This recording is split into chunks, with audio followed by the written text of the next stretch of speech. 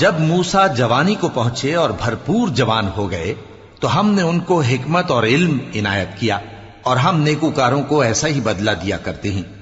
اور وہ ایسے وقت شہر میں داخل ہوئے کہ وہاں کے باشندے بے خبر ہو رہے تھے، تو دیکھا کہ وہاں دو شخص لڑ رہے تھے، ایک تو موسیٰ کی قوم کا ہے اور دوسرا ان کے دشمنوں میں سے۔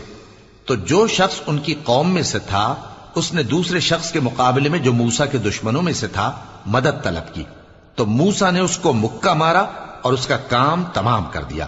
کہنے لگے کہ یہ تو شیطانی کام ہوا، بے شک وہ انسان کا دشمن ہے، کھلا بہکانے والا ہے۔ بولے کہ اے پروردگار، میں نے اپنے آپ پر ظلم کیا، سو تو مجھے بخش دے، تو اللہ نے ان کو بخش دیا، بے شک وہ بخشنے والا ہے، مہربان ہے۔